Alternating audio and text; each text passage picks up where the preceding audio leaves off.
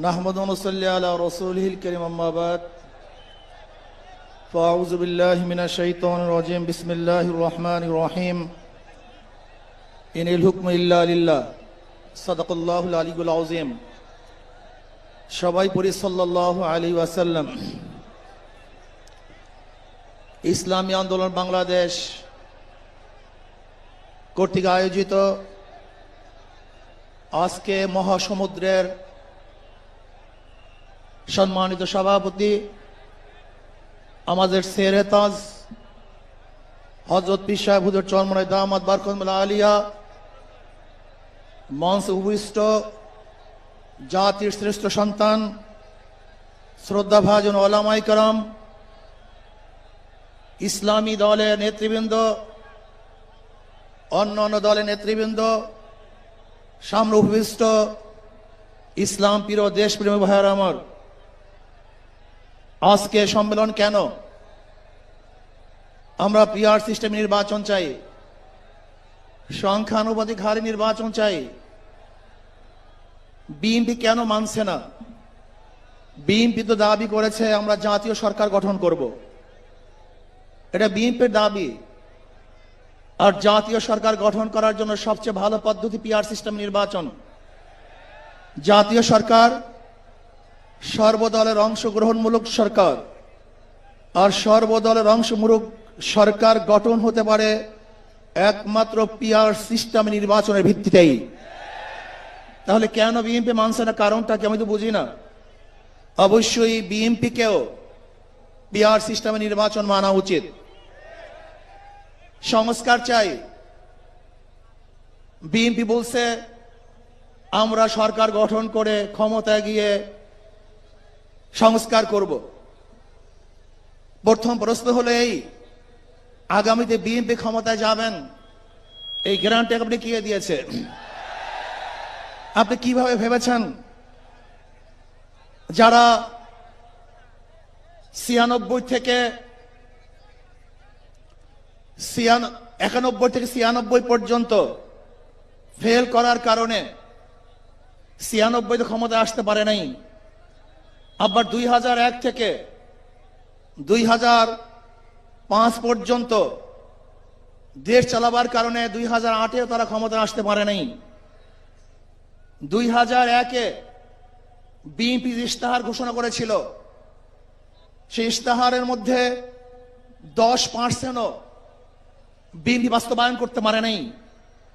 এমনকি 2001-এ বিএনপির ইশতেহারের 1 নম্বর শর্ত তারা পালন করতে পারে নাই। আমি বিশ্বাস করি আগামীতে ক্ষমতায় কে যাবে না না যাবে আমি জানি না, কিন্তু বাংলাদেশের জনগণ কোন দুর্নীতিবাজ, চাঁদাবাজ, দখলবাজ, খুনিদেরকে আর ক্ষমতায় নিবে না। বাংলাদেশের জনগণ রক্ত দিয়েছে, জীবন দিয়েছে বাংলাদেশে চাঁদাবাজি করার জন্য নয়, খুন করার জন্য নয়, দেশকে দখল করার জন্য নয়, দুর্নীতি করার জন্য মানুষ রক্ত দেয়, জীবন দেয়। বাংলাদেশের মানুষ জীবন দিয়েছিল, মানুষ মুক্তি পাবে, শান্তি পাবে।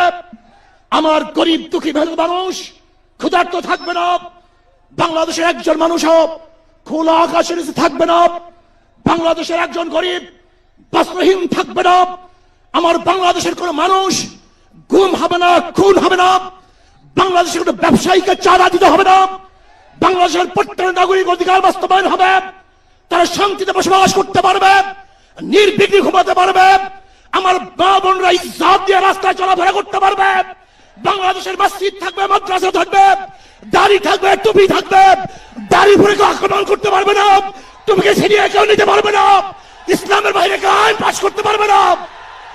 এর জন্য জীবন দিয়েছিল, রক্ত দিয়েছিল।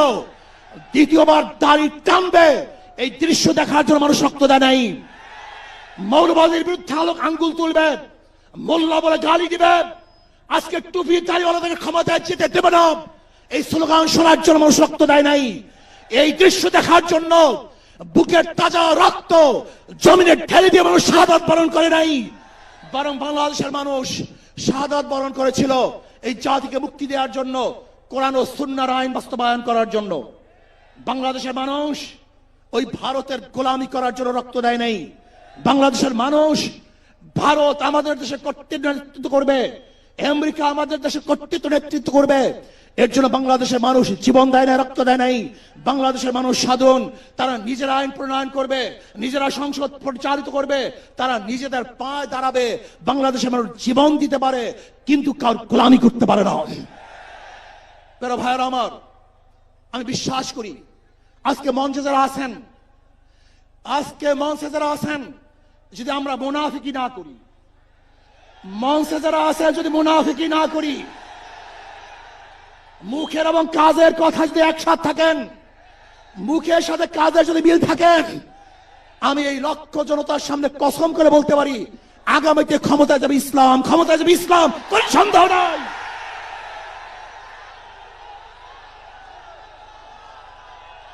কিন্তু খবরদার যদি মুনাফিকি করি, তাহলে এদেশের মানুষ সচেতন হয়েছে, এদেশের মানুষ সব জ্ঞানী হয়ে গেছে।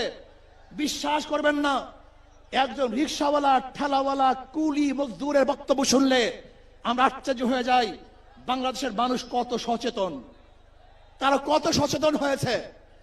যদি আমরা মুনাফিকি না করি, যদি আমরা ঐক্যবদ্ধ থাকি, বাংলাদেশে একটা বাক্স ইসলামের নামে দিতে পারি। যেরকম আমেরিকা এবং ওই জারস ইসরায়েল ইরানের আক্রমণকারী ভেবেছিল মুহূর্তের মধ্যে নিচ্ছিন্ন করে দিবে, কিন্তু আক্রমণ করার পরে দেখেছে ইরানের গুহার থেকে কোথার থেকে বোম মিসাইল চলে আসছে। আমেরিকা এবং ইসরায়েল যেরকম অনুভব করতে পারে নাই, বাংলাদেশের বুকে যদি একটা বাক্স দেওয়া হয়, বাংলাদেশের ঘরের থেকে এমন মিসাইল বের হবে, এমন বোমা বের হবে, গোটা বাংলাদেশ থেকে, গোটা দুনিয়া থেকে ইসলামের দুশমনকে ধ্বংস করে ফেলবে ইনশাআল্লাহ। ঐক্য হন, মুনাফিকি করবেন না, একসাথ হন, ঐক্যবদ্ধ হন, এইটা আমার মেসেজ থাকবে। যদি ঐক্যবদ্ধ ভাবে ক্ষমতার লোভকে সংবরণ করে আমি ক্ষমতায় যেতে চাই না, ইসলামকে ক্ষমতায় নিতে চাই। আমি ক্ষমতায় যাইতে চাই না, কোরআন ও সুন্নাহকে ক্ষমতায় নিতে চাই। যদি আদর্শ লালন করেন, এই নীতি আদর্শ যদি গ্রহণ করেন, ইনশাআল্লাহ নাসরুম মিনাল্লাহি ফাতহুন করিব অবাশশিরিস সাবিরিন। সেই দিন আসতেছে, আমি দেখতেছি, মনে হয় আমার চোখের সামনে আমি দেখতেছি ওই সংসদের মধ্যে কলেমার কথা হবে, কোরআন ও সুন্নাহর কথা হবে, লা ইলাহা ইল্লাল্লাহ উচ্চারিত হবে। গোটা বাংলাদেশের মানুষ শান্তিতে বসবাস করতে পারবে, জুলুম থাকবে না, অত্যাচার থাকবে না, অবিচার থাকবে না। প্রত্যেকটা মানুষের প্রাপ্তি তাদের ঘরে ঘরে পৌঁছানো হবে। আজকে আমার মা বোনেরা মনে করছে ইসলাম ক্ষমতা আসলে আমাদের অবস্থাটা কি হবে। ইসলাম ক্ষমতা আসলে প্রত্যেকটা মা বোনের ন্যায্য অধিকারকে প্রতিষ্ঠিত করা হবে। ইসলাম ক্ষমতা আসলে আগামী 5-10 বছরের মধ্যে সমস্ত গরিবরা দরিদ্র সীমার উপরে চলে যাবে।